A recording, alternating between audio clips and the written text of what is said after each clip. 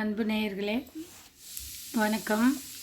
இன்றைக்கி பதிவில் என்ன பார்க்கலாம் அப்படின்னா, 7ஆம் வகுப்பு முதல் பருவம் இலக்கண பகுதி குற்றியலுகரம் குற்றியலிகரம் அப்படிங்கிறது.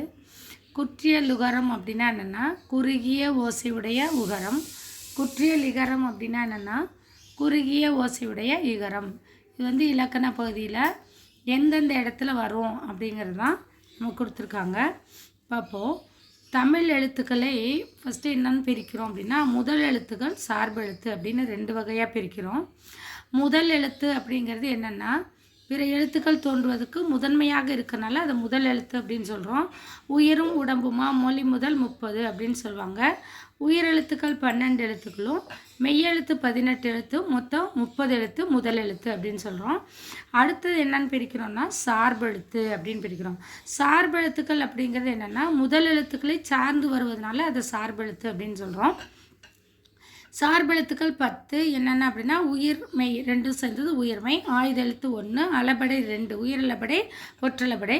குற்றியலுகரம் குற்றியலிகரம், ஐகார குறுக்கம் அவுகார குறுக்கம், மகர குறுக்கம் ஆயுத குறுக்கம். ஆக மொத்தம் சார்பெழுத்து 10. உயிர்மை எழுத்து 1, ஆயுத எழுத்து 1, அளபடையில் 2, உயிரளபடை ஒற்றளபடை. உகரம் இகரம் 2, குறுக்கம் 4, ஐகாரம் அவுகாரம் மகரம் ஆயுதம் அப்படின்னு சொல்கிறோம். இப்போ இதில் ஒன்று சார்பெழுத்துக்கள் ஒன்றான குற்றியலுகரமும் குற்றியலிகரமும் பற்றி தான் நம்ம இங்கே பார்க்க போகிறோம்.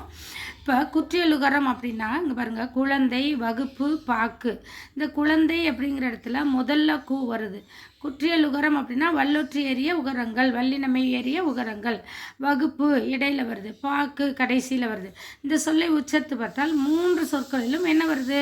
கூ அப்படிங்கிற எழுத்து உச்சரிப்பில் வேறுபாடு இருப்பதை நம்மளால் உணர முடியும்.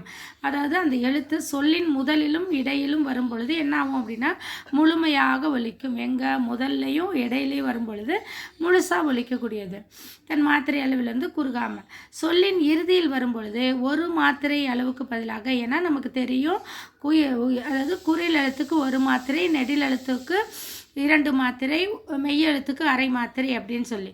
இப்போ இறுதியில் வரும் பொழுது 1 மாத்திரைக்கு பதிலாக அரை மாத்திரை அளவே ஒலிக்கிறது. மாத்திரை அப்படின்னா என்னென்னா எழுத்துக்களை உச்சரிக்கும் கால அளவு, கண்ணிமைக்கும் நேரமோ அல்லது கை நொடிக்கும் நேரமோ அப்படின்னு தெரியும் நமக்கு. இப்போ கூ, சூடு, தூப்பூறு ஆகிய 6 வல்லின உகரங்களும் சொல்லின் இறுதியில் வரும் பொழுது என்ன ஆகும்? 1 மாத்திரைக்கு பதிலாக அரை மாத்திரை அளவே ஒலிக்கும். எனவே இதன் என்னன்னு சொல்கிறோம்? தனக்குரிய ஓசையில் குறைந்து ஒலிக்கும் உகரம் குற்றியலுகரம் ஆகும். இது ரொம்ப முக்கியம். குற்றியலுகரம் என்றால் என்ன அப்படின்னா, சொல்லின் இறுதியில் வரும் பொழுது தனக்குரிய ஓசையில் குறைந்து ஒலிக்கும் உகரம் அப்படின்னா ஊங்கிற எழுத்து குற்றியலுகரம் அப்படின்னு அர்த்தம். குறுமை இயல் உகரம் குற்றியலுகரம். இப்போ எடுத்துக்காட்டு பாருங்கள், காசு, எஃகு, பயறு, பாட்டு, பந்து, சால்பு, இது எல்லாமே என்னது? வல்லினற்று வருது, வல்லினமை வருது. அதோட தனிக்குறளை அடுத்து வரக்கூடிய வல்லின உகரங்கள் 1 மாத்திரை அளவுக்கு முழுமையாக ஒலிக்கும். வல்லினம் அல்லாத உகரங்கள், வல்லெழுத்துக்கள் அல்லாத உகரங்கள் எப்போதுமே என்ன செய்யும்? முழுமையாக ஒலிக்கும். இவ்வாறு ஓசை குறையாமல் 1 மாத்திரை அளவில் முழுமையாக ஒலிக்கிறது என்னன்னு சொல்கிறோம்? இது ரொம்ப இம்பார்ட்டன்ட். முற்றியலுகரம் ஓசை குறையாமல் ஒலிக்கக்கூடியது. அதாவது தனிக்குறில் எழுத்தை அடுத்தங்க வரப்போகு, பசு, விடு, அது, வரு, மாவு, 7 தனி குறில் எழுத்தை அடுத்து வரக்கூடிய உகரம் 1 மாத்திரை அளவில் முழுமையாக ஒலிக்கும்போது குற்றியலுகரத்துக்கும் முற்றியலுகரத்துக்கும் வித்தியாசம் தெரியணும். புரியுதுங்களா? ஓசை குறையாமல் 1 மாத்திரை அளவிலிருந்து ஒலிப்பது. தனி குறிலை அடுத்து வரக்கூடிய உகரம். இது குறிலை, இது குறிலை, இது குறிலை, இது குறிலை, இது குறிலை. அப்போ அப்படி வரையில் என்ன செய்யும்? தனி குறிலுக்கு முழுமையாக ஓசை 1 மாத்திரை அளவில் ஒலிக்கக்கூடியது. அடுத்தது பாருங்கள், தமிழில் எழுத்துக்களை குறிப்பிடுவதற்கு என்ன செய்கிறோம் அப்படின்னா கரம், கான், காரம், கேனம் அப்படிங்கிற எழுத்து சாரியையை பயன்படுத்துகிறோம். குறில் எழுத்தை குறிக்க என்ன செய்கிறோம்? கரம், காரம், கான் அப்படின்னா. இப்போ அகரம் அப்படிங்கிறது அகரம்னு சொல்கிறோம். மாங்கிறத மகரம் சொல்கிறோம். மகாரம் அப்படின்னு சொல்கிறோம். மகான் அப்படின்னு சொல்கிறோம். கான், காரம் அப்படிங்கிறது குறில் எழுத்து. ஐ, அவு அப்படிங்கிற நெடில் எழுத்தை குறிக்கிறதுக்கு ஐகான், அவுகான். இது ரொம்ப முக்கியம். நெடில் எழுத்தை குறிக்க ஐகான், அவுகான் அப்படின்னு சொல்கிறோம்.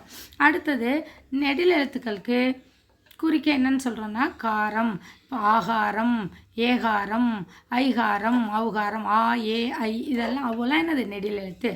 ஆயுத எழுத்தை குறிக்க என்னன்னு சொல்கிறோம் கேனம் அப்படின்னு சொல்கிறோம். இதுவும் ரொம்ப முக்கியம். ஐ, அவுக்கு, ஐகான், அவுக்கான்னு சொல்கிறோம். ஆயுத எழுத்துக்கு அகேனம், இது ரொம்ப முக்கியமானது, அகேனம் அப்படின்னு சொல்கிறோம். அடுத்தது பாருங்கள், இந்த குற்றியலுகரத்தோட வகைகள் அப்படின்னு கேட்பாங்க. ரொம்ப முக்கியம். குற்றியலுகரத்தோட வகைகள் வந்து 6 வகை. என்னென்ன அப்படின்னா, நெடில் எழுத்தை தொடர்ந்து வந்தால் நெடில் தொடர் குற்றியலுகரம், ஆயுத எழுத்தை தொடர்ந்து வந்தால் ஆயுத தொடர் குற்றியலுகரம், உயர் எழுத்தை தொடர்ந்து வந்தால் அது உயிர் தொடர் குற்றியலுகரம், வல்லின எழுத்துக்களை தொடர்ந்து வந்தால் வன்தொடர் குற்றியலுகரம், மெல்லின எழுத்துக்களை தொடர்ந்து வந்தால் மென்தொடர் குற்றியலுகரம், இடையின எழுத்துக்களை தொடர்ந்து வந்தால் அது இடைத்தொடர் குற்றியலுகரம்.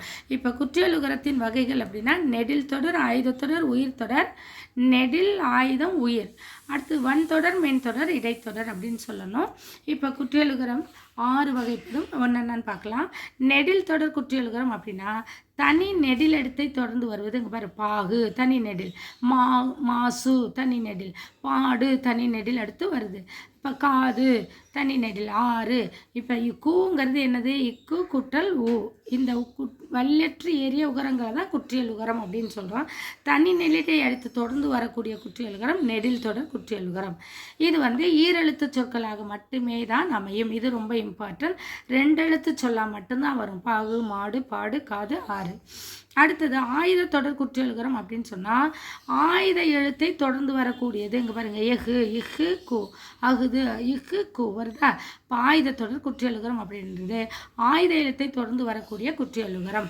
அடுத்தது உயர் தொடர் குற்றியலுகரம் அப்படின்னா, தனி நெடில் அல்லாத, இது ரொம்ப இம்பார்ட்டன்ட், தனி நெடில் அல்லாத உயிர்மை எழுத்தை தொடர்ந்து வரும் குற்றியலுகரம் உயிர் தொடர் குற்றியலுகரம். இது தனி நெடில் அல்ல. ஆயுத தொடர் குற்றியலுகரம் அப்படி, உயிர் தொடர் குற்றியலுகரம் அப்படிங்கிறது தனி நெடில் அல்லாத. இங்கே பாருங்கள், அரசு அப்படின்னா இந்த ராங்கிறது இரு குட்டல் ஆ. அப்போ இது வந்து என்னது, அரசு அப்படிங்கிறது தனி நெடில் அல்லாத உயிர்மை எழுத்து. தனி நெடில் அல்ல, இது தனி நெடில் அல்ல, ஆனால் இது என்னது, உயிர்மை எழுத்து. அதை தொடர்ந்து வரக்கூடியது உயிர் தொடர் குற்றியலுகரம் அப்படிங்கிறோம்.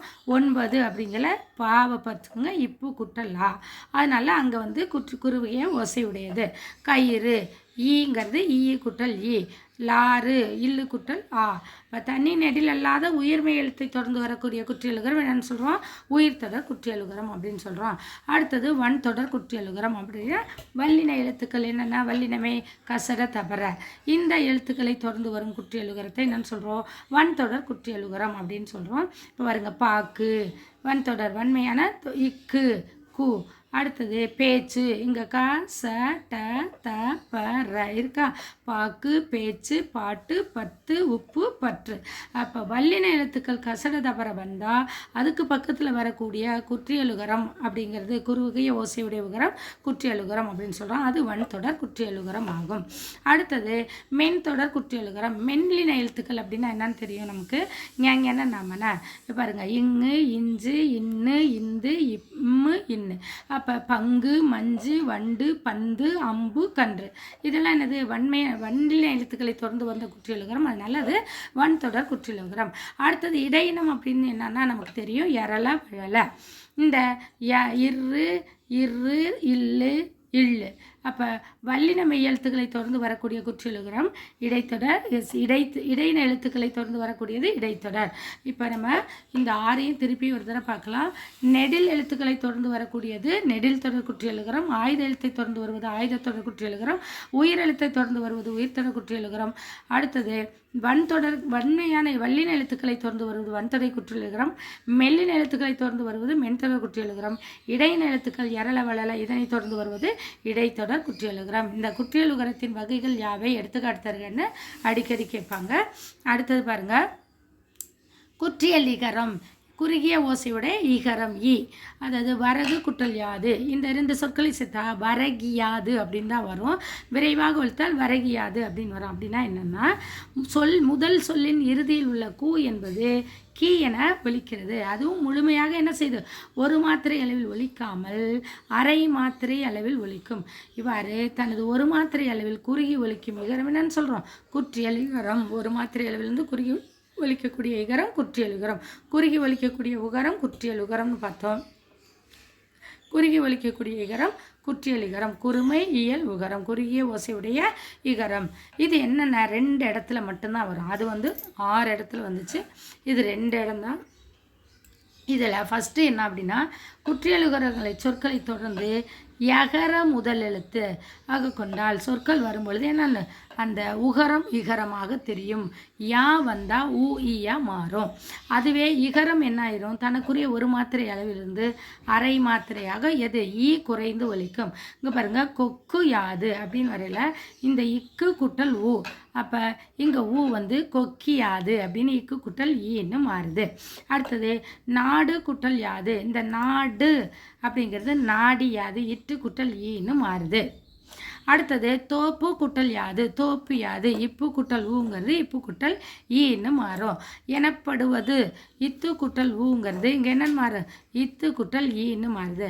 அப்போ இகரம் உகரம் இகரமாக ஊ என்பது ஈயாக மாறுவது, அதுதான் உகரம் இகரமாக மாறி தனக்குரிய மாத்திரை அளவிலிருந்து ஒரு அரை மாத்திரை அளவாக குறைந்து ஒலிக்கிறது. அடுத்தது 2வது இடத்துல என்ன அப்படின்னா, மியா என்னும் ஒரு அசைச்சொல் என்ன செய்யுதுன்னா, ஓசை நயத்திற்காக இந்த மியாங்கிறது வரும். இதில் மீங்கிறது இம்மு கூட்டல் ஈ, இதில் உள்ள இகரம் என்னன்னா குற்றியல் இகரமாக ஒலிக்கப்படுகிறது. இச்சொற்களில் இடம்பெறும்போது அது என்ன, அது தனக்குரிய மாத்திரை அளவிலிருந்து குறைந்து ஒலிக்கும். ஈங்கிறது குறில், அது தன்னுடைய ஒரு மாத்திரை அளவிலிருந்து அரை மாத்திரையாக குறைந்து ஒலிக்கும். இப்போ கேள் குட்டல் மியா, இந்த கேள் அப்படிங்கிறது கேன்னு மாறும், இன்னும் டன்னகரமாக மாறும்.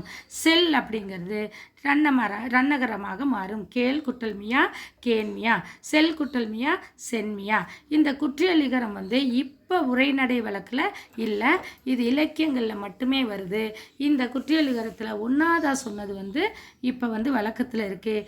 2வது இடத்துல வரக்கூடியது உரைநடை வழக்கில் இல்லை, இலக்கியங்களில் மட்டுமே பயன்பட்டு வருகின்றது. பதிவின் பயனை உணர்ந்து மேலான கருத்துக்களை பதிவிடவும். நன்றி.